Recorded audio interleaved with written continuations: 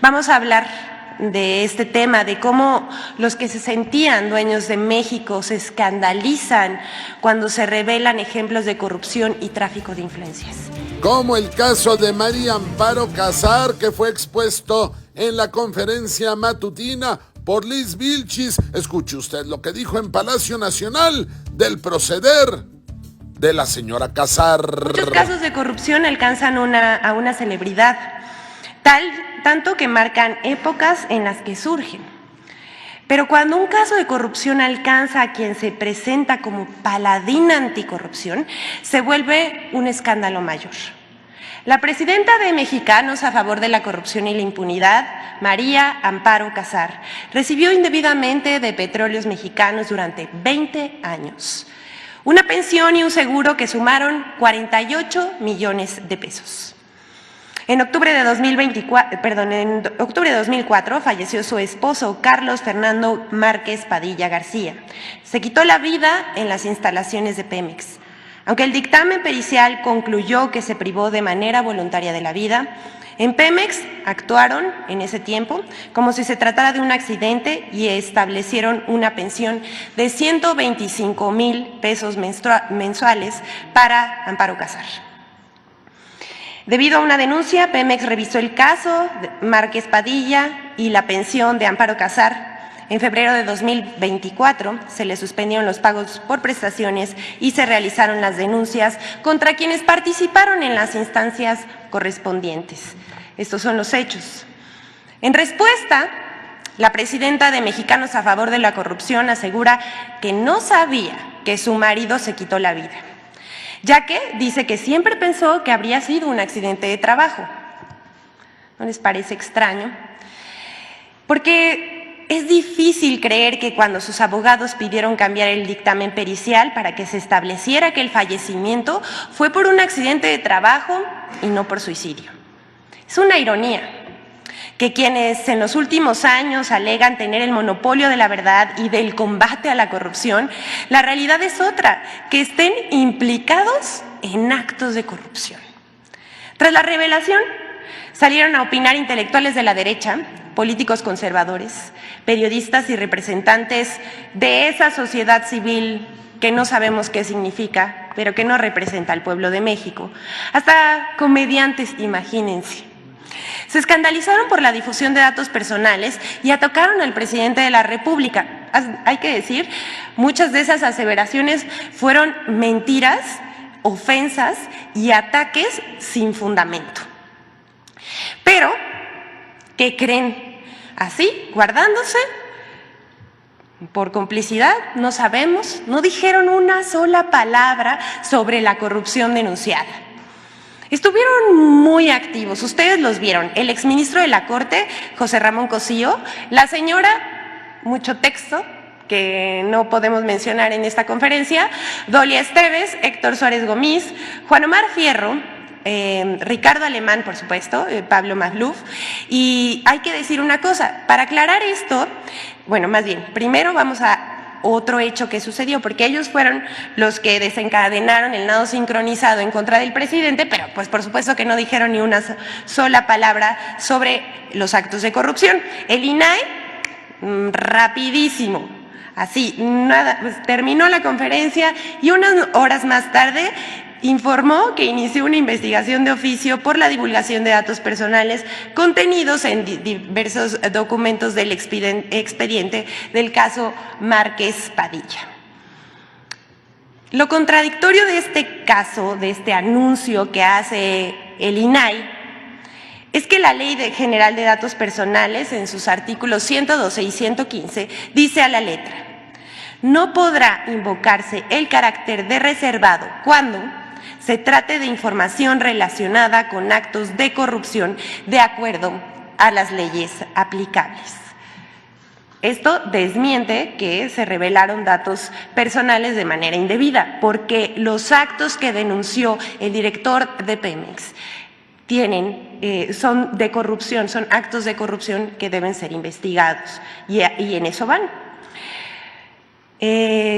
También lo que reveló el director de Pemex es un acto de tráfico de influencias, delitos decía yo, investigados por las autoridades competentes. Más tarde, la asociación dirigida por Casar y fundada por Claudio X González Jr.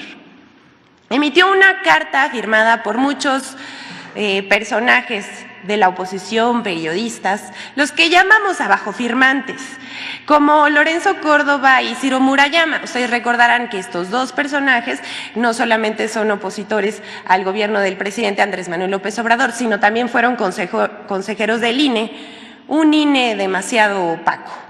Raúl Trejo, José Goldenberg, Enrique Krause, Leonardo Curcio, Héctor Aguilar Camín y Ciro Gómez Leiva. ¿Les parece raro que ellos sean los abajofirmantes? A nosotros no. Las respuestas no se hicieron esperar. Miren, después de esto siempre hay una luz al final del túnel y hay personajes en las redes sociales que forman su propio criterio y publican cosas como estas. Gracias a Jorge Barrientos, que escribió: ojalá que con la misma vehemencia que defienden la pensión de 120,000 pesos de Amparo Casar, defendieran la de los ancianos que cobran 6,000 pesos.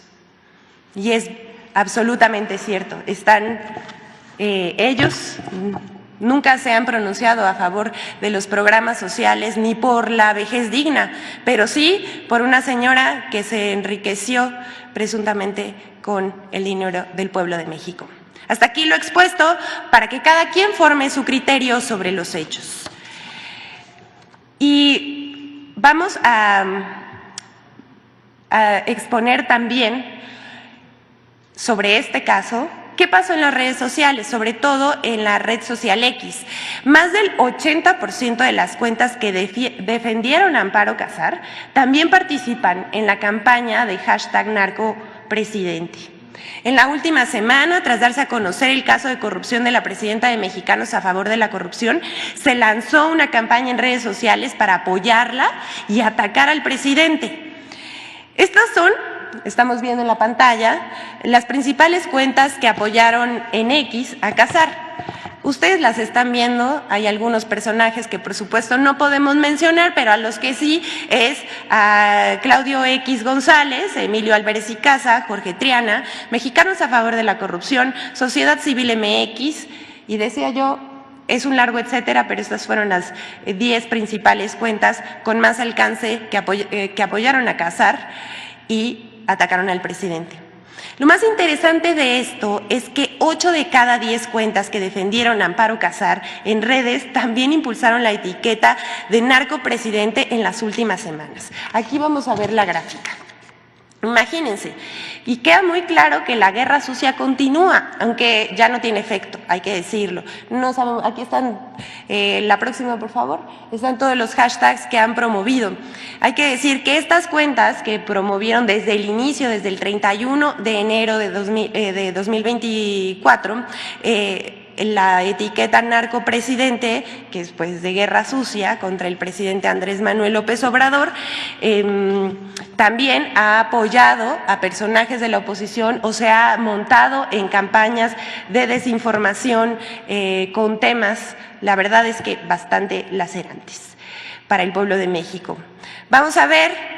Les decía que del 31 de enero de 2024 al 7 de mayo pasado, más de 494,000 cuentas han participado en la guerra sucia.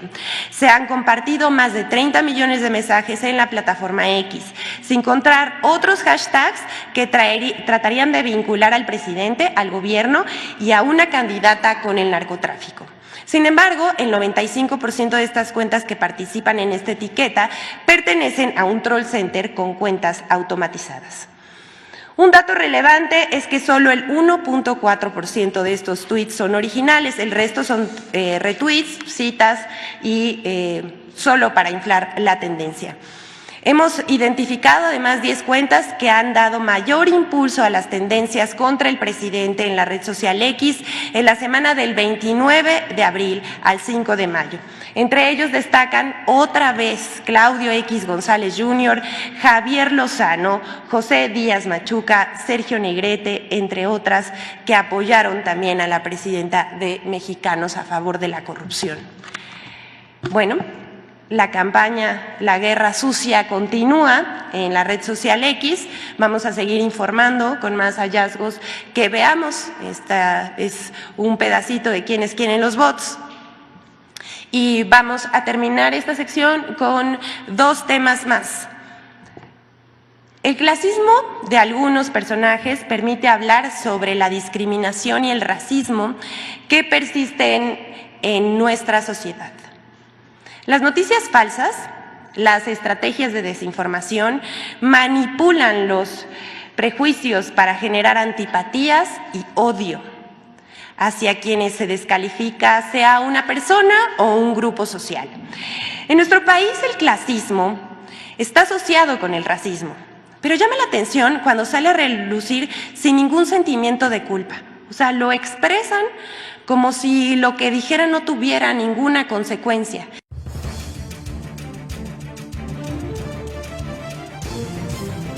Desde el aire, en 360 grados, con transmisiones en vivo desde el lugar de los hechos, con la mayor tecnología, pero sobre todo, con objetividad e imparcialidad. Noticiero en redes. Honestamente, te informamos.